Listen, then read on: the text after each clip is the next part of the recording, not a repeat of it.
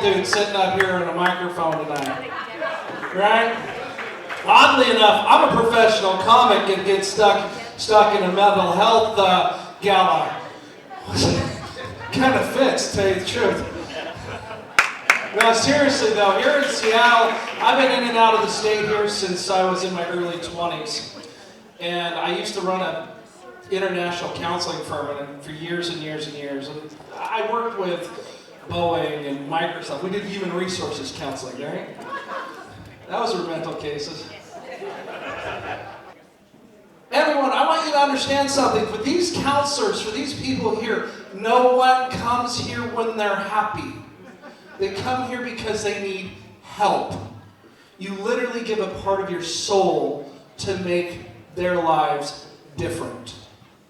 And it is so very important that tonight, as you guys get back, you understand that these people are giving everything that they've got to help the people here in this community. And they've gone from a little tiny organization that was only here in Shoreline. They stretch all the way up to Everett, all the way down into Seattle, and help thousands of people. Give them another round of applause. This is why we're here tonight, folks.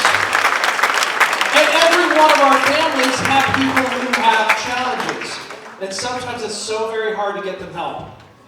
And if any of us have dealt with state-based services, we know how difficult that can be. So to have a few private organizations such as CHS here and doing effective work with individuals and kids and families, talk about an amazing impact. Between this event and all the others I do a ton of events strictly to keep kids off the street this time of year. That's what I'm doing. I go from event to event to event. We'll do 80 of them just this next 6 weeks, just to keep kids off the streets. We work really hard this time of year. I've been doing this for 33 years. Every spring, I work hard to keep kids off the streets. We also work really hard with events similar to the FGCs to help raise money to help families get off the streets. Because I remember being one of those kids. I can tell you what it's like to live in a rest area. I can tell you what it's like to wake up in the morning after you've been hit with a broom. I can also tell you what it's like to be homeless. I can tell you what it's like to talk with friends who are frightened to death. My wife and I, of course, we've had to try to coach some family and friends of ours on how to work themselves through a situation because there was no FJC. They're like, how do I do this? He's getting out in 6 weeks. We can't go back to that. We're scared. They will not do another restraining order. We don't know what to do. We've skipped 3 different states. Talking to a close family friend who had to live in a shelter because of the stalker that chased them 3 different states. They didn't know what to do. There was no support. And then we have the rarity of an FJC. The Family Justice Center does something holistically. There's only 27 organizations like this in the entire United States of America. 27! 50 states, 300 million people. And 27 organizations like this to handle thousands and thousands and thousands of families. Tonight, we're going to do what's called the paddle race. Fun and neat. I've got Rachel up here. We're going to hand her the mic, Andy, here in a second. She's going to get up here and talk with me.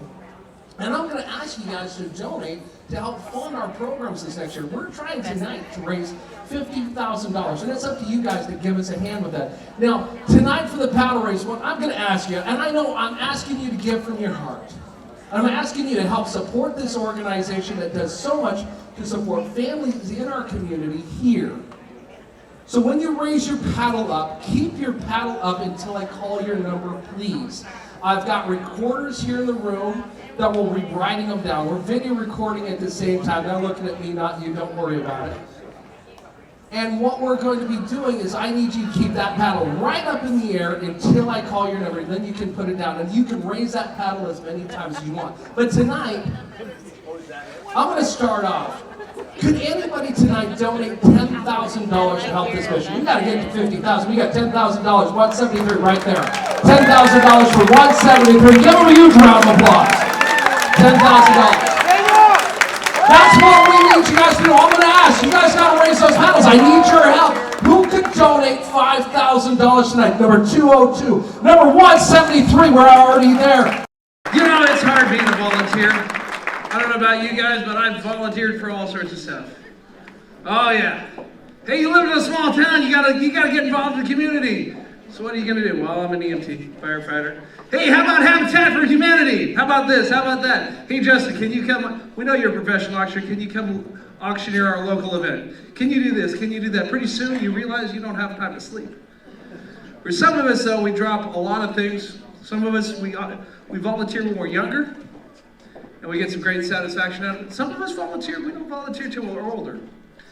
That's because we don't have that 9-to-5 job anymore, and we want to keep busy. But no matter what you do, if you get just a couple hours a week, you can come volunteer in the community. Hospice care is one of those things that really does impart a lot to people in the last stages of low life. It really does, and if you can help, if you have the, and I'll be blunt here, the strength for it. Because not everybody can do what he does. Not everybody's capable. So tonight, ladies and gentlemen, make sure you have your numbers.